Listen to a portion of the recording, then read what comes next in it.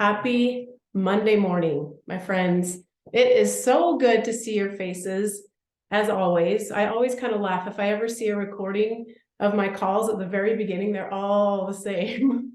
Hi, friends. Happy Monday. And I heard like on an Instagram thing that you're not supposed to say that it's like cringy to say like happy Monday or hi, friends. And I'm like, dude, I don't care if it's cringy or not. That's what's in my heart. That's what's coming out. So you guys know it wouldn't be right if I didn't start the call that way, right? So I truly am happy to see your faces, Delta, Mary, Liska. Is that how you say your name, or Liska? Liska. Awesome. I love that. I've never heard that before. Welcome to our call. I'm so truly honored to have you. There's a lot of things you could be doing right now and a lot of really awesome things. The sun's shining where I am. You could be outside, you could be swimming, but you are here. And I seriously want to thank you for leaning in with me, trusting yourself to spend the next hour here. I truly intend to share some value and share some things that you can walk away with and actually utilize in your lives and actually bring some peace to that beautiful heart of yours and actually create some peace with you and the people that matter to you with what we're going to talk about today. That is my intention. So thank you for being here. And I'm super excited to share some thoughts and also hear from you today. So with that being said, my friends, today we're going to talk about something that I think is the key. It's the key, right? To having successful relationships with anyone, in business relationships, with your children, with your family members, with people that matter to you, with your spouse, with your sweetheart, with anyone that you want to have a quality relationship with. Communication is the key. Am I right? Like, I want to hear from you if you feel like, yep, whenever like the dust settles, it always comes down to, oh, I should have just communicated, or I should have, it would have been better if I would have just said this up front, or it is the key, right? Everybody knows that. Well, then why do we have problems with it? It's one of those things that's like, in hindsight, you're like, yeah, of course, like communication is everything. I promise, honey, we'll communicate. It'll be so great. We'll get through anything. And then what happens? Real life happens. Our emotions happen. Our human happens. Their human happens. And it's not so easy.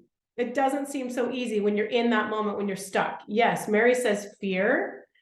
What do you feel like while we're talking about this, getting started? Lisa, I miss you, squirrel. But while we're talking about this, I want you to think and maybe drop into your heart and ask yourself, what holds me back in communication? Or when I am really desire to communicate with someone that matters to me, what gets in the way? Just ask yourself that. And I hope that I trust that you have a notebook and a pen, unless you're driving. Don't be doing that while you're driving, Delta. But I want you to be capturing these thoughts, these feelings, these ideas that come to you, because as always, I'm going to share with you my tools, my experience. I want to hear from you as well. But what really matters is what you take away from your own intuition around this subject. So I want you asking yourself, what's holding me back from having effective, peaceful communication with the people I love? And maybe there's one person that you're thinking of that you want to improve your communication with. Maybe it's a child. Maybe it's your spouse. Maybe it's your mom or your dad or a sibling or a business partner. Who is it that you really want to focus in and really focus on learning how to create that peaceful, effective communication? Okay. You can drop it in the chat. The more you chat, the better this call is going to be, because it helps me to have specific. Whoa. It helps it keep it specific. I'm not going to try with that word. So we can nail the message for you, but write it down. Who is that person that you want to work on this with? And what do you feel is holding you back? Don't overthink it. Just knee jerk. Like when you say, Kate, I want to communicate better. I want to be a master communicator. What's holding you back? Maybe there's an old story looming. Maybe there's something that is a pattern that you're used to. Start to really be about those things and see what comes up for you, okay? Now, before we get into this stuff, I want to just disclaimer. I am not an expert in this. In fact, if you could see what's really going on, you would see mud all over me. You would see like my fingernails filled with dirt. Like I am in the trenches. It's messy as we speak. So I am not an expert. In no way, I'm not perfect at this, but what I am is committed. And I'm a very eager, open, humble student. I want to be a kick A communicator. I want it. Whitney, I want it so bad that I'm actually taking action. I am working with a therapist who I've been working with for 4 years. I come to every session open. Please tell me, point out my blind spots. I want to be better. I'm not here to have an ego stroke. Tell me, Christy, why are you doing that? That's not serving. Can you see how that would maybe be not very fun to be on the other side of that, right? I'm open, I'm willing, and I am a student. So what I'm doing with this next hour is I'm sharing with you through embodied experience what I'm learning, okay? For my trauma therapist, who's a specialist, from my coaching that I did, from a manifestation course I'm taking right now, and through sheer grit of what I'm doing right now, building a brand new marriage with a beautiful sweetheart, and just walking it out, practicing these things, being insanely frustrated, feeling hopeless, and then bouncing back. Like I'm sharing with you the tools, the things that are actually moving the needle for me right now. Is that fair? So this is not like a complete step 1, step 2, step 3. This is truly tools. I'm going to just share with you a few tools that I'm actually utilizing. Doing hammer, like I'm doing this stuff. And I'm sharing with you what works for me. And I really hope that you come away with a couple tools that you're like, dude, I'm going to try that next time. I'm going to try that. I'm going to get out that tool and I'm going to see if it works. I'm going to practice. I'm going to fail. I'm going to mess up. I'm going to say something I don't mean. I'm going to get emotional. I'm going to be reactive. And then I'm going to keep trying. I'm going to pause. I'm going to keep trying. I'm going to use one of these tools and I'm going to give it a go and practice. With my kids, that's what I always say. Hey guys, do you see that person who's killing it on the skateboard out there? That's amazing. How do you think they did that? Why are they so awesome at it? Practice. And they kind of roll their eyes like, Mom, there she goes again. But I'm like, hey, you can learn to do anything. But you got to be willing to fail at it. You got to be willing to not be the best at it right at first, but practice. Are you guys in? Are you in? I'm so excited to get into this. Okay, I'm going to read something to you that you're going to just love. This. How many of you have cute little quotes that have the perfect little color of wood and they look so pretty in your house and they make you feel warm and fuzzy when you look at it and you're like, this home is filled with love. See, we have the quote on the wall. Okay, are you ready? Love. I gave this to Mateo, my honey, my sweetheart, like a year ago. Love is patient, love is kind. It does not boast, it is not proud. It does not dishonor others, it is not self-seeking, it is not easily angered. It keeps no record of wrongs. Love does not delight in evil, but rejoices with the truth. It always protects, always trusts, always hopes, always perseveres. Love never fails. That's 1 Corinthians 13, 4-8. How do you feel hearing that? It feels good, doesn't it? And it's written so cute. You see that writing? And it's just like so aesthetically pleasing, feels good. But then why, when we love people so much, do we not do that stuff all the time? Why? It's on my wall. It's sitting by my nightstand. Why? Right? Because we're humans. Because we have these things called emotions. Because we have this thing called an ego. Because we get triggered. We have nervous systems that have a history. We forget what really matters, Teresa. We get caught up in the thick of thin things, right? We get stuck on being right. Whatever it is, fill in the blank for you. Why? Why does that little cute quote that's sitting on our nightstand, why does it not always turn out that way? Okay, but remove the shame, and this is easier said than done. It's okay that you don't always do it that way. That's humaning, right? That's just part of it. Brings peace. Yes, Delta. I love that. Okay. So I want to describe to you a scenario, and I want to ask you if you've ever been here before. Okay. You have someone that you love dearly, that you've made commitments to. It could be your spouse, again, whoever that is for you. And you find yourself on a mountain listening to Nero Forte, Slipknot, super angry, just angry, stomping it out on the mountain hiking. How did I get here? Why is he doing this? I can't believe he would say that. What is going on? And you feel unheard, you feel unseen, you feel stuck, you feel constricted, which is the opposite of expansive and flow. You feel scared. You feel hopeless. Maybe you feel small and gross. You feel like you can't do it. Don't know how to do it. You feel like you have the best of intentions, but you're stuck. This person's not hearing you. You're not hearing them. You're stuck. And you don't know where to go from there. But you love each other. This, so big, and you're so committed to growth. Then how did you get stuck? How are you here? And where do you go from there? That's the question. How many of you are relating with what I'm sharing? Have you ever been there before? You love these people so much, whoever that is for you, and yet you are stuck. You feel like a rock. You're cold and motionless, and you just don't know what to do. Anybody been there before with me? Oh man, yay, I love seeing the hands. Let's be honest, my friends. We've all been there because that's humaning and that's having relationships. Raise your hand if you love the people in your life really big. Raise 2 hands or your feet if you need to. I love my people more than anything or anything in the world, right? And yet I've been here more times than I can ever care to notice, right? So what now? Where do we go from here? I'm going to share with you the tools that I am using, and Kimberly Greening knows I'm in the trenches of the trenches with this. But I'm going to share with you the things that I've been practicing, the things I'm learning that have really empowered me to move forward. And guess what? It's so timely. I feel like these calls, I always end up sharing with you the things that I'm literally walking out in my life, and it's divine and it's beautiful and I love it. And then yesterday, I'm like, I have nothing to share tomorrow because I am stuck.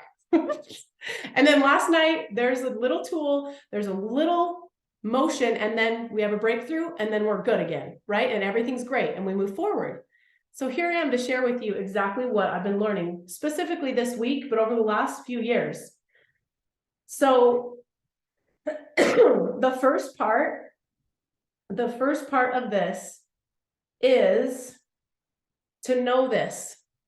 I had a session with my therapist 2 weeks ago, and I had a specific scenario that felt like I did not honestly know what to do.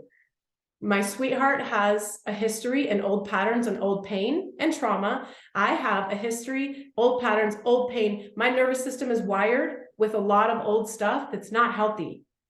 Okay, so we're doing healthy for the first time. Neither of us, we've really wanted to do healthy with our previous relationships, and it just was not. So we're new at healthy. Raise your hand if you're new at healthy. You are, even today, you're like, I want to be healthier. Guys, I'm new at healthy. Maybe your spouse is new at healthy. Today's a new day. Maybe you're like, I want to do better. I want to be more healthy. Well, then you're new at healthy too. So I had this session with my therapist, and I was like, dude, we have to talk about this. My face was hot. And I was like, really, really activated, right? Told her the whole story. This is what happened. And then this. Now what? You got to tell me what to do. Right? And she's like, Christy, first of all, and this is probably the most important thing that I've been practicing that I want you to hear. Hi, Dixie. Probably the most important thing. And this is what she said. She was like, Christy, your safety is your job. What? You feeling safe is your job. I was like, wait, what? No, I want to feel safe. I am safe. And she's like, is there any threat to your actual life? And I was like, yes. She's like, no, there's not. Are you safe? I guess so. Yes, but my nervous system says otherwise, right? So here's what she said. I want you to explain to me, and I want you to put yourself in my shoes.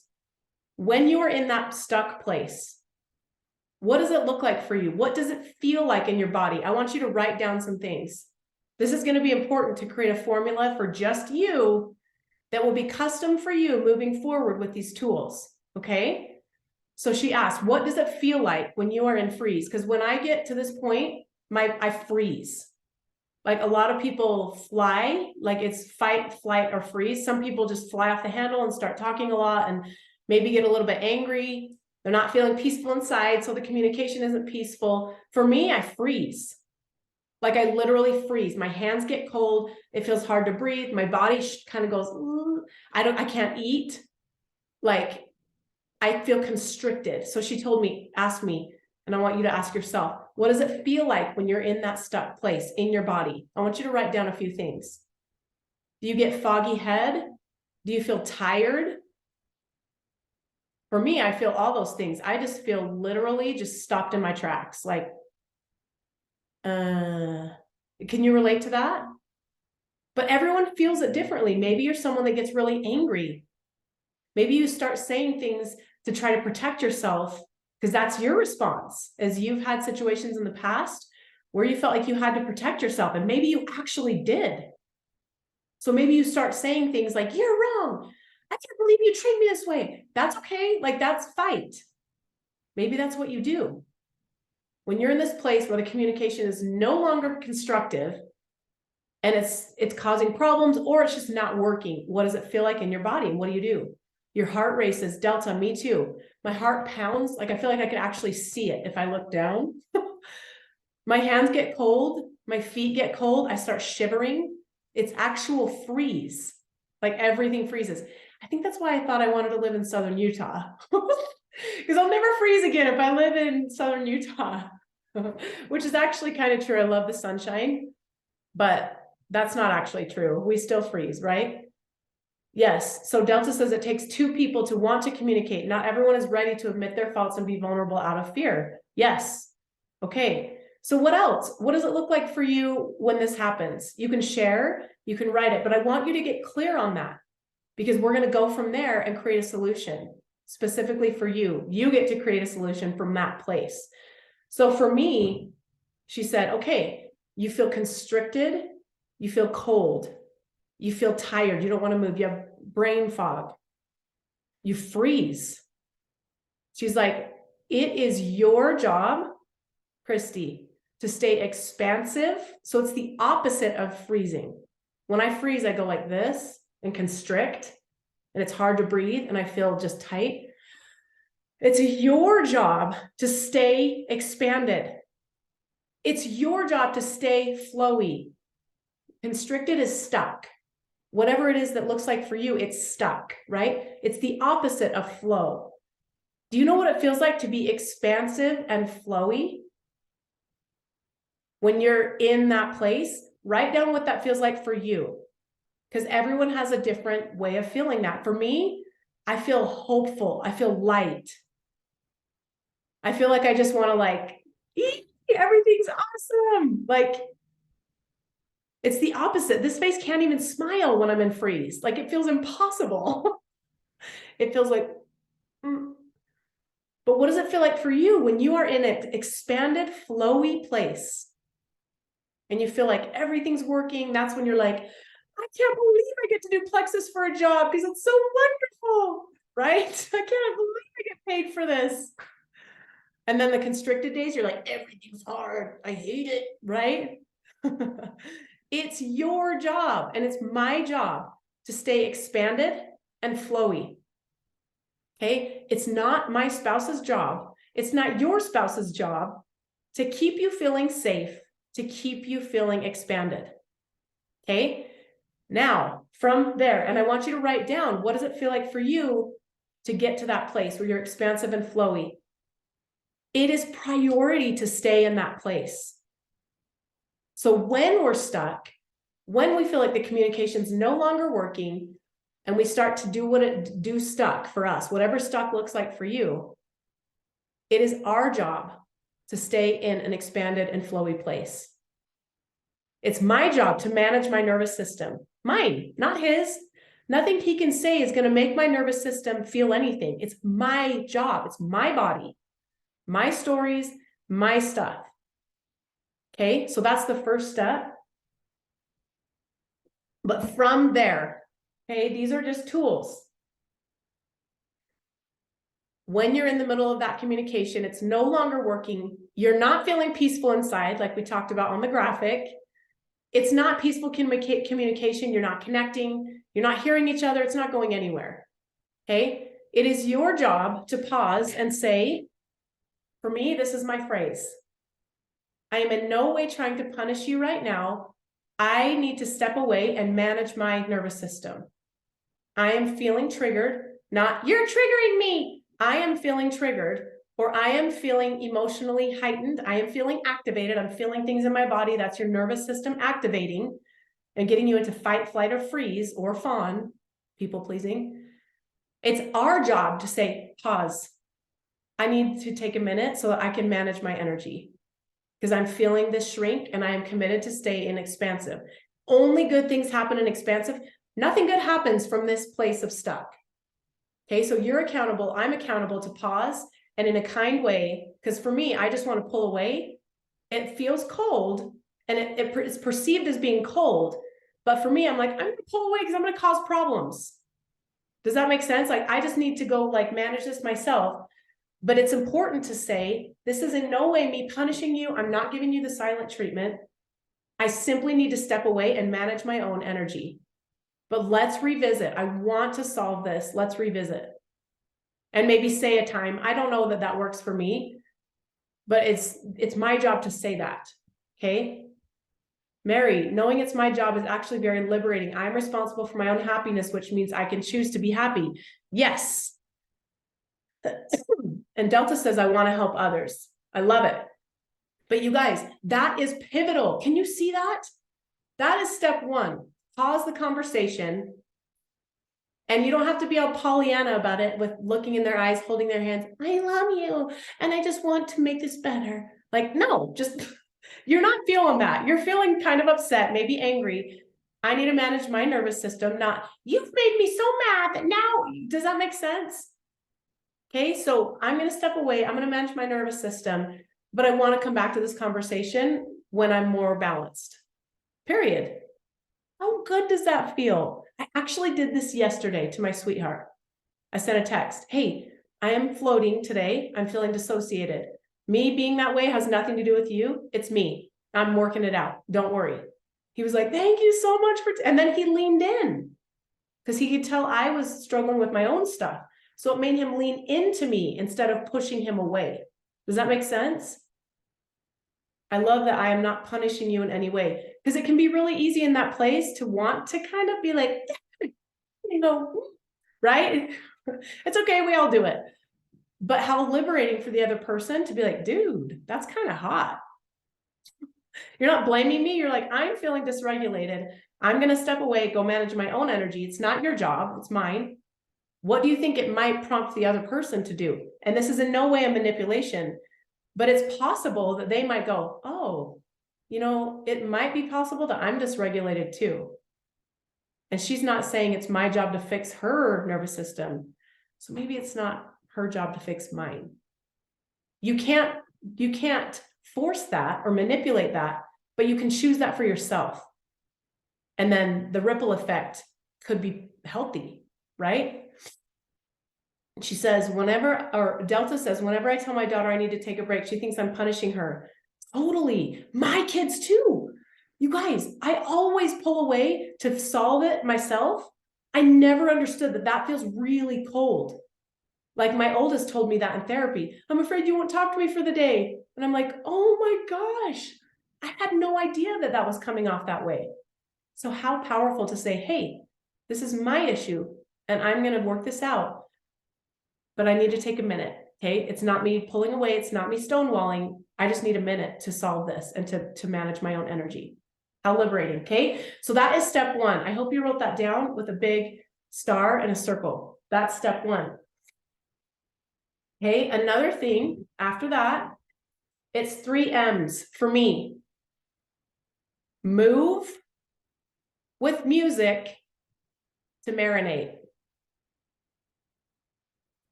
Okay, in a minute, I'm going to talk to you about how to tell when your old stories, your old patterns, your old pain and wounds, and maybe trauma is coming up. I want to share with you a few tips on how to recognize that.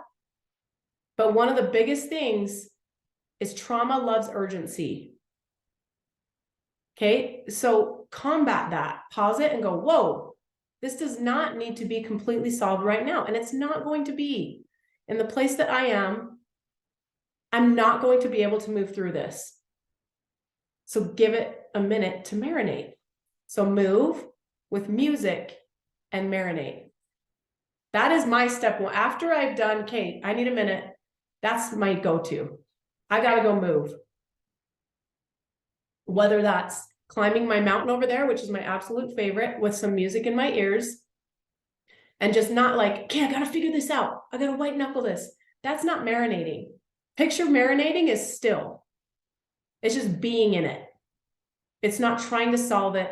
It's not overthinking it. It's not white knuckling. Marinating is just being with it and trusting that it's going to work out. Trusting yourself, trusting God, trusting the process, trusting your sweetheart or the person on the other end. It's going to work out. I'm just going to marinate with this and take a breath. This doesn't have to be solved at this moment. No one is in physical danger. We are safe. And I'm going to return more powerful to solve this as I marinate on this. Okay. Now, the moving can be whatever. It can be on the treadmill. It can be on a mountain. It can be down your street. It can be kickboxing. It can be hip hop. It can be Pilates. It can be yoga. Any way to move your physical body. This is not according to Christy. This is physiological. This has been proven. When you move your body, it actually triggers things within your body that helps you to be healthier. Mentally, helps you move things through. When you're stuck, the key is move. It's the last thing we want to do sometimes, don't we? We just want to go to bed, pull the covers up, and just like, whatever, hide. Okay, you can do that for a minute. But when you're ready to move forward, move with music and marinate. So the move can be whatever you want it to be. And you know what I love? I love incorporating different ways to move into my self-care routine. I go to hip hop every Friday. That's a version of me that's just like we get down every single Friday. I shake my booty. And I am a mom and I am not young and I don't care. We have so much fun, you guys, and it is so therapeutic for me. So I build that in as part of my mental health self-care. Different types of movement that support my mental health in different ways. Because there's a version of me that is a janky gangster. Like, I love it. The beat is good for my nervous system. Oh yeah, we turn off the lights and we turn on the lights, the right ones. You know what I mean? Everybody looks good in that lighting and just like, seriously, it's so amazing. And I know I can count on that every Friday. I love it. It actually helps me on a Monday knowing I have that on a Friday. Are you with me? What is it for you? What do you get to build into your life, the way to move that supports your mental health? You might think that's really cute. Christy goes to hip hop. Heck no. That is actually intentional mental health self-care that I go to hip hop. I go to yoga. That's another version of me. There's a version of me that has dreadlocks with all these like cool jewels in it and like lives on the land. Like there's a version of me that's that. Her name's Ariel or something. But I love her and I got to support her. Yoga is so healing for me. I don't want to do it every single day though, but I do want to do it like once or twice a week. Even if it's on my floor in a YouTube, like it doesn't have to be special. Sometimes I go to a studio, love it. Sometimes I do it on the floor in my bedroom to YouTube, love it. But build that in. And what does it look like for you? My very favorite way to move strong emotions, I don't want to call them bad or negative, anger, frustration, shame even. When I'm feeling those big, strong emotions, running for me. It could be the elliptical. There's something about just like, it's almost like I'm beating up the treadmill or the ground, and I like it. Like, so for me, that's one of my go-tos to help me move through. It's a carrier for the emotion. It helps me to get it out of me, right? And it's okay for me to say, I'm feeling angry. I'm off to the gym, you guys. I love you. Peace. You don't want this. I want to go work this out. Okay. And then you can choose music that matches your mood. I actually have a playlist for moods.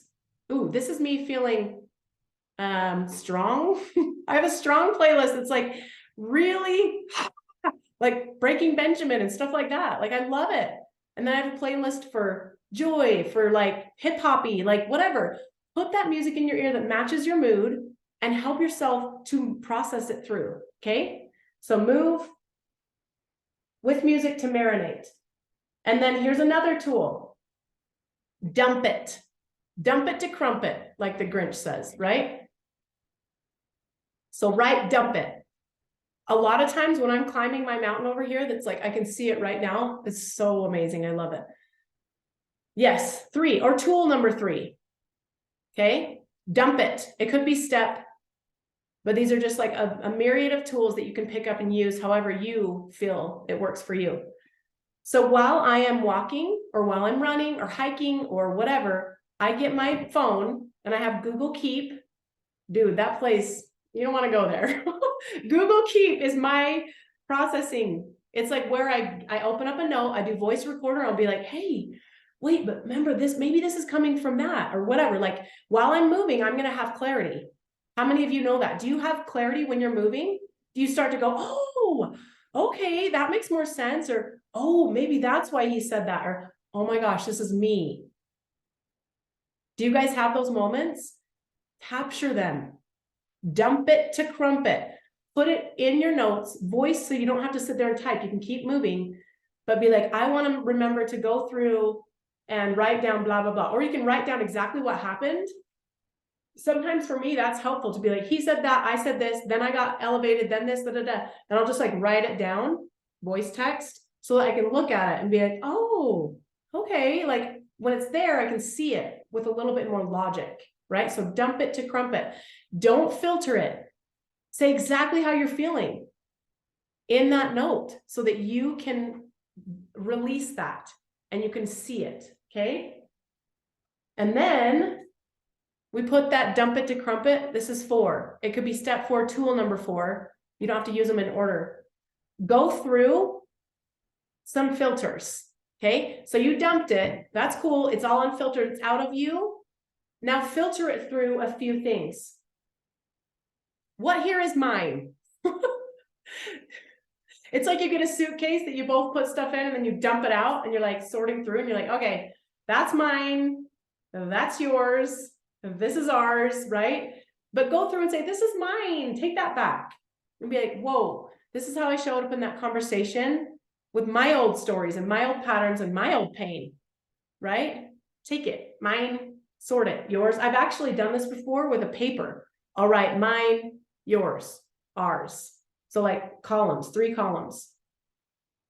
Okay, so that I can see clearly, oh my gosh, this is totally my old stuff coming up, right? My old patterns, my trauma, my old stories. And then yours, usually with your sweetheart, or maybe the people that you're close to, you know their old stories. And if you don't, I want you to find that out. This is their very deepest, it could be their biggest fear. It could be something that haunts them. Like for me, I'm too much is one that comes up a lot. Like I find myself showing up in ways that I'm like, oh no, I'm too much, right? So that's just something that I know that comes up. It's not true, but it's an old story and it's an old pattern.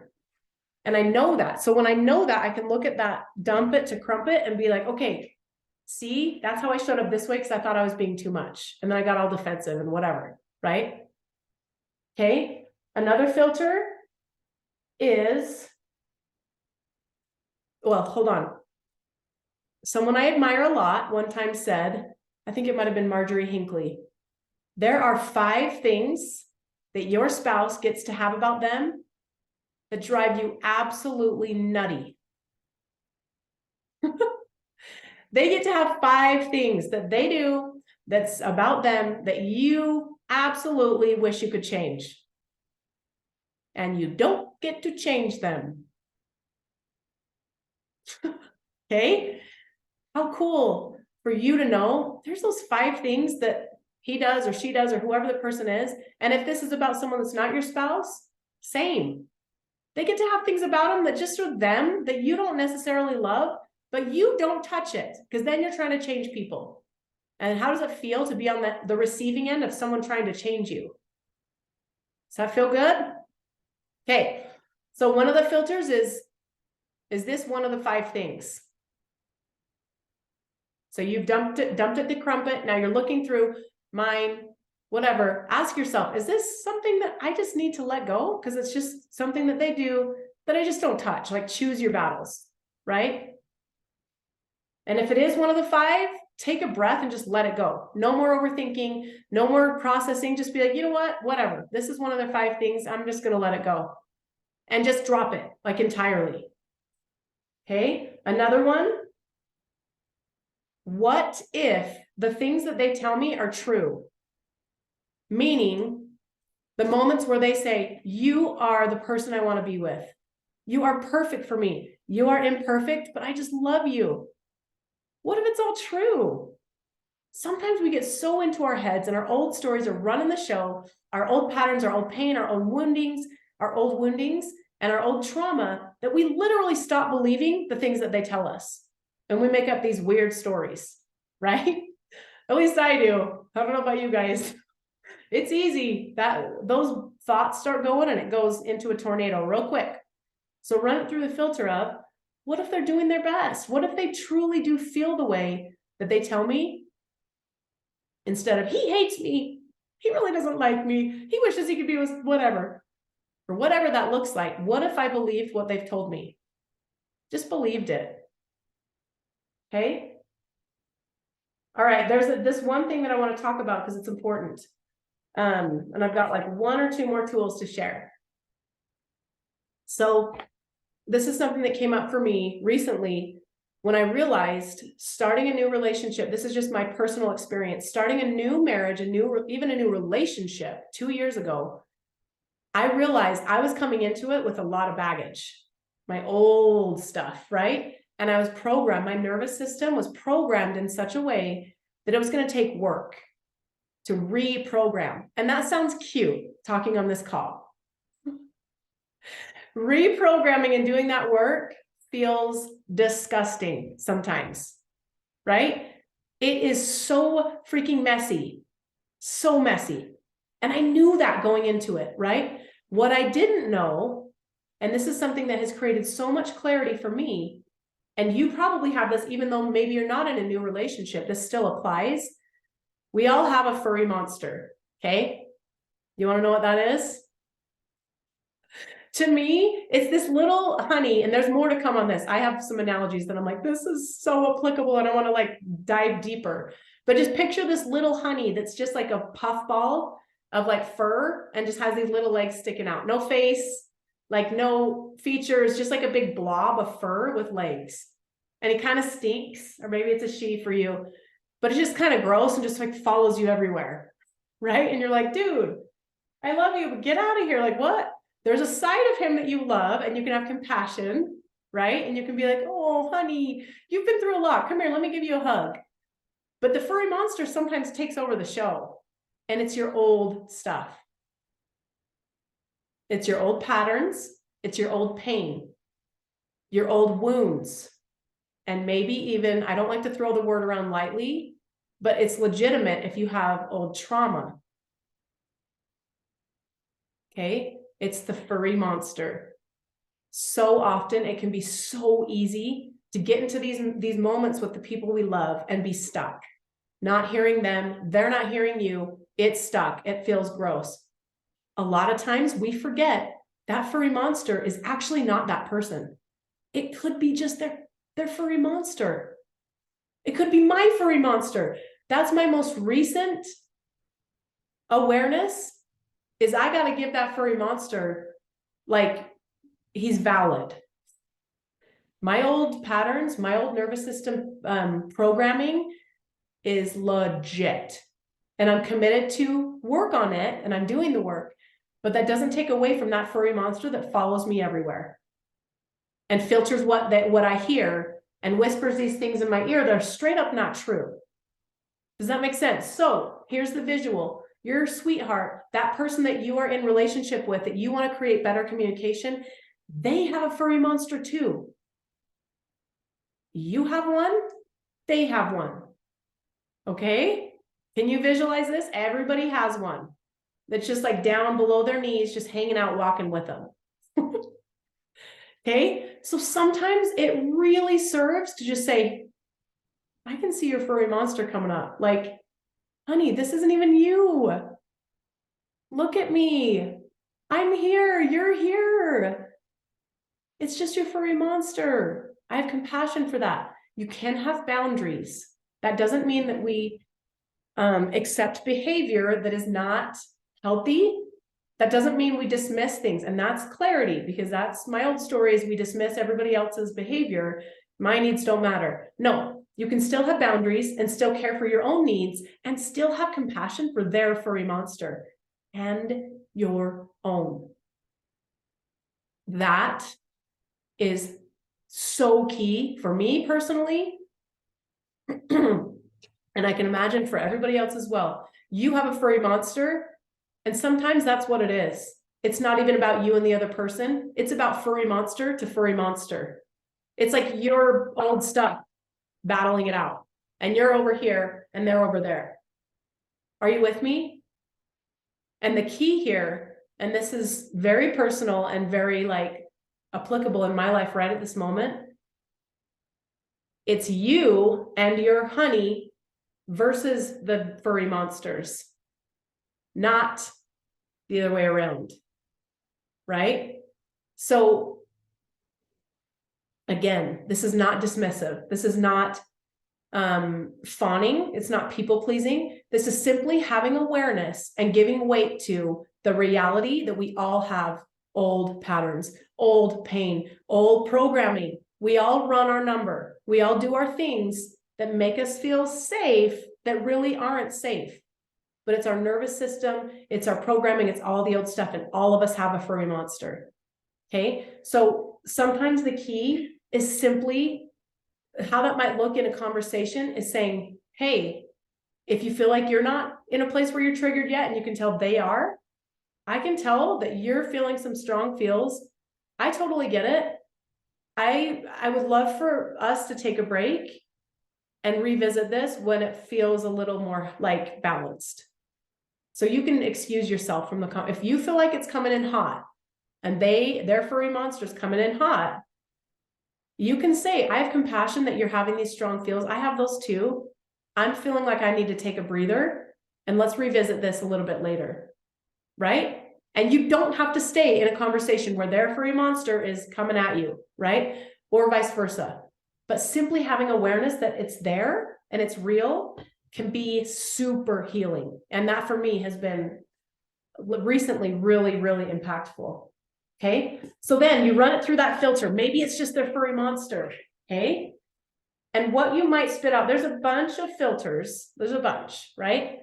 But what you're doing is taking your thoughts, taking everything that's going on in here, dumping it to Crumpet, filtering it so that you can spit out simply like 1-2 things to talk to the person about.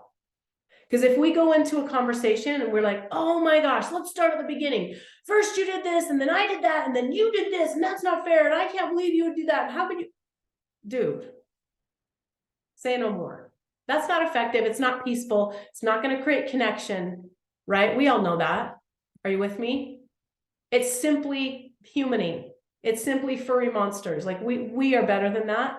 And if we do want connection, it's not going to work. Okay. Now here's how to have the conversation. According to me, this is just my tips, things that are working for me. So when you've done that, that is important to do that work before you have a conversation, right? The preparation for the conversation is more important than what you say in the conversation. Because remember, your nervous system, your energy is your job. Safety is your job. If you go into a conversation, if I go into a conversation wanting them to make me feel safe, that's going to feel weird. Are you with me? It's going to feel hangy. It's going to feel codependent. It's going to feel weird. But if you go into a conversation, my energy is my job, and you filtered your thoughts through those few filters, and you can make up whatever ones work for you. You spit out, after all those filters, you might have 1, 2, 3 things that you really want to, you feel like, okay, this matters. Another filter is, does this matter? Does it really matter? Is this going to matter in a year? That's another filter. Is this going to matter in 5 years? Is this a big thing or a small thing? And maybe you choose to just dismiss some stuff. A lot of times we get so caught up in the thick of thin things that we literally just need to dismiss some things and just be like, you know what, forget it. That's just his human hanging out. That's just my human hanging out. Let's just like dismiss it. We don't even need to get into it. Are you with me? Okay, so then you'll have those few things. Number one, and this came from when we see people pass away or we see people lose their loved ones, this is coming from that place. I have so much compassion for that, and it moves the needle for me when I think, what if this person was not with me tomorrow? Okay, that's a filter. Here's the thing, here's the tool. We are here. Before you start the conversation, prepare yourself energetically, maybe share it with that person. The best news ever is we're both here to have this conversation. There's some people that lose their spouse and they don't get to have the conversations anymore. So just get your perspectives back on and you're like, hey, this stuff feels really big, but actually we're both still here to have the conversation. We are here.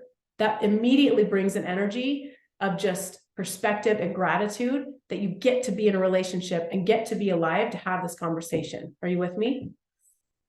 Okay. So you have your 3 things. There is a tool that I want to share with you called the talking boundary. Okay. I could send a picture of it if you would like that, but this is a tool that I actually use all the time. Okay. You might have to write some things down, but I'm going to share this with you. It's very short. Okay. It's basically like a fill in the blank prompt for you to journal through your 3 things so that you can be effective and you can be peaceful and create connection in this conversation, not the other way around. Okay. So number 1, observable behavior. 1, 2, 3. So there are 4 steps to this. This is by Pia Melody. Number 1 is observable behavior. So when I saw blank, when I heard blank, you're like putting this together in a sentence. Okay. Number 2 is thoughts. Always speak from the I position. Okay. So when I saw blank, what I made up about that is blank. That's number 2. It's not telling them what they did. You heard them say this and you made this up about that. Does that make sense? It could also be another example of number 2 with the thoughts. What I believe about that is blank. Another one, and this is good, is another one under the thoughts. What that has triggered from my past is blank. So you're taking full accountability for your own thoughts and your own ness. Number 3 is emotions. Okay. And it's simply this. And what I am feeling is blank. Or about that, I am feeling blank. Could be, I'm feeling angry. I'm feeling sad. The simpler, the better with that. Like an emotion, not necessarily like a big explanation.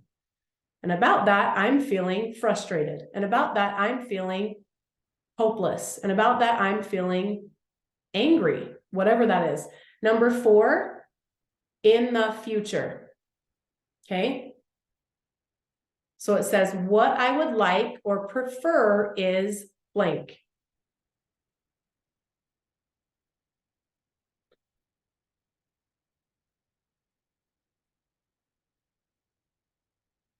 Okay. I know that was a lot. Maybe you can rewind. Dude, do we ever say rewind anymore? Maybe you can play this back and pause, right? I do have this picture of it. Maybe I'll go like this. I don't know if it even works, but talking boundary. Okay, I'm just going to slowly scroll so that it, like the recording, you can see this. Okay, but that is such a powerful tool to take everything that you've done to prepare, take accountability for your own energy, your own emotions, filter it through. You only have a couple things, not 10, a couple things that are crucial, that really matter, that aren't your stuff, right? That you can then do this practice with. You get a piece of paper and you write it out. And then, you guys, so we're here to have this conversation. Here's what I want to share with you. This is what I've been working through. And you simply read it. Can you see how powerful that is? Can you see that you're talking to the actual person in their heart, not their furry monster? How would you feel if your sweetheart or your business partner or your child, heaven forbid, your child could do this? We can dream on, right? But how would that feel to be on the other end of this? For someone to approach you and say, when I saw you, I wish I had an example. When I saw you tell me to be, when I heard you tell me to be quiet because my YouTube channel was blaring in the house, this is my kids doing it to me. What I made up about that is my YouTube is not important to my mom. Okay. And about that, I am feeling frustrated. What I would prefer is for you to quietly, privately ask me to turn it down, not just say, Christian, turn it down. Can you see how that appeals to the heart? The heart is how who we truly are. It's our soul. It's the essence of us. That's the heart. This talking boundary, this formula will help you to appeal to their heart. Is it going to go perfect all the time? Nope. I've done this before. I've had like this conversation and this very thing several times. Sometimes it goes awesome. Other times the other person is in defense mode. You can't guarantee how it's going to turn out, but you can guarantee how you show up. Okay. Another thing, I want to go back. Okay. Before you have this conversation, I want you to ask yourself, and I ask myself, how do I want to feel at the end of this conversation? What do I want? What do I really want with this conversation? Do I want to be right? Or do I want to feel connected to this person? Okay. And then you ask, Kate, I want to feel connected. What does that version of me do? How does she show up? How does he show up? What's the energy that that person has? And you embody that. And I embody that. Okay. Okay. You guys, one of the biggest things that I have learned from Matthew Gerlach, who is such an amazing listener, and he's also very human and not always perfect, neither am I. He is so good at listening. And even he desires, he's not always awesome at it. Sometimes I'm like, you're not hearing me. But he's very good at desiring to hear. Okay. So often he'll stop me and go, pause. What I'm hearing you say is this. Is that accurate? And I'm like, heck no.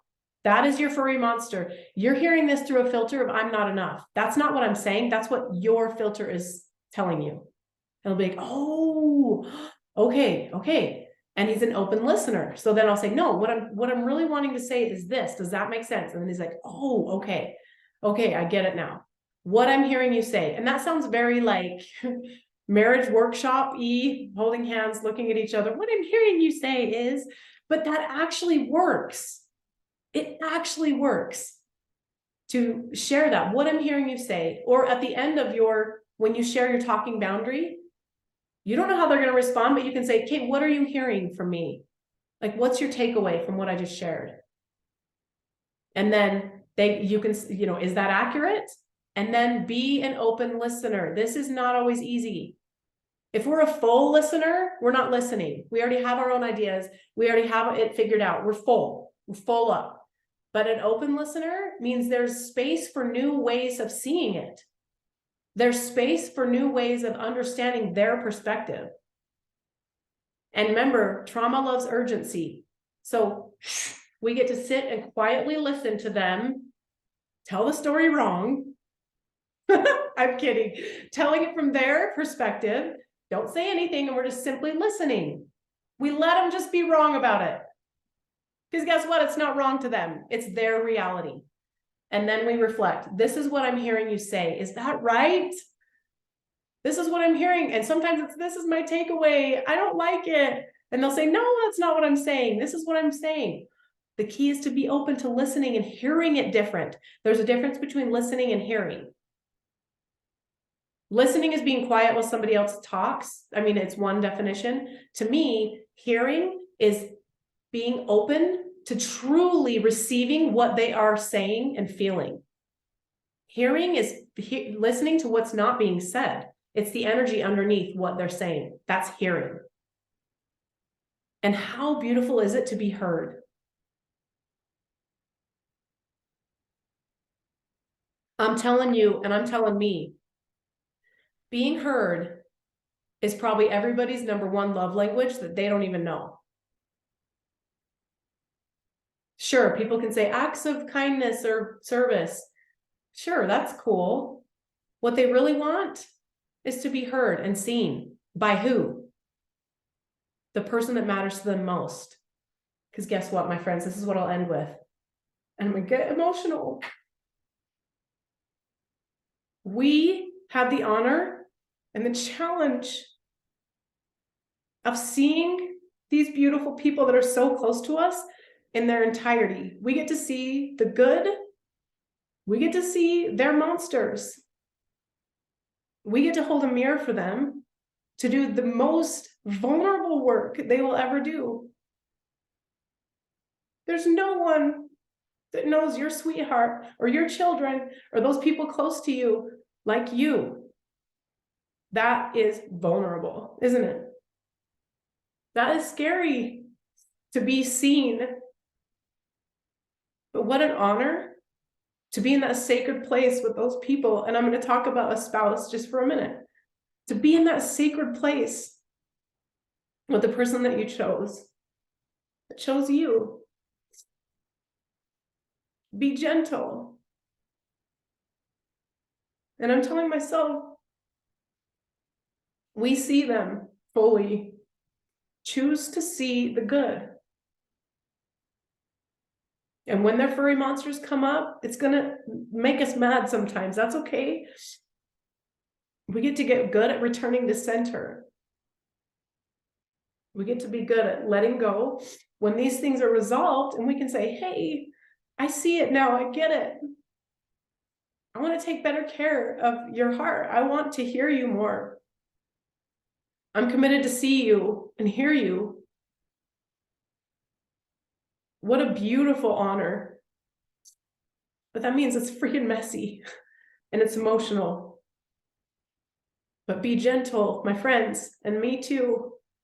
The words we say, I remember in primary one time, my church class, my teacher brought like a block of wood and a nail, and they actually said, okay, watch this.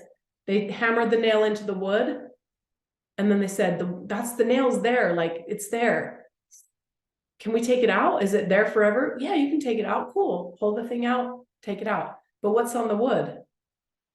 There's still a hole. Okay. That is not, I used to feel shame about that. Like, oh, I've said things that I don't mean. That's not the point of it. The point is just to be aware and be gentle, because those words can't be taken back. And be forgiving. I know there's been things that I've heard that I can choose to dwell on and punish them for the rest of forever. You said this to me. Well, guess what? We are all going to say things. We're all going to drive nails into that block of wood and wish that we could fill it up. So from that space, we get to be gentle with them. And we also get to be gentle with ourselves and realize as we forgive and then we forgive ourselves, we can build this beautiful connection with our sweetheart, with those people close to us. And it's the work. This is the real work, isn't it? And I'm telling you guys, and I'm telling myself, it's worth it. That connection, when you reconnect and you feel the peace and you see that sweetheart and you're like, I get it now. It was your furry monster. I get it. I love you. Come here. Let me hold you. I just want to see your face.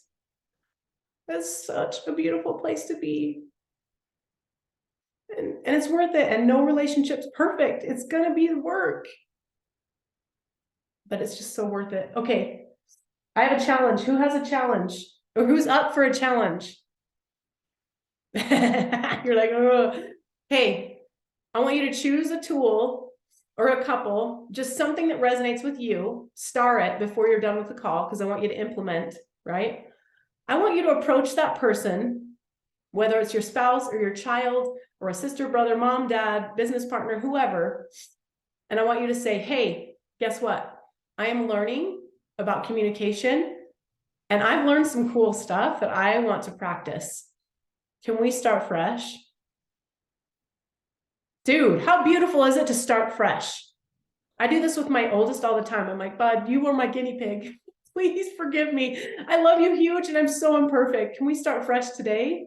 And he'll just hug me and be like, of course, mom. Like, it's so healing and it melts all of the everything else away when you just say, I've made mistakes, but I'm learning and I'm committed, I'm open, and I want to practice these new skills. Can we start fresh today?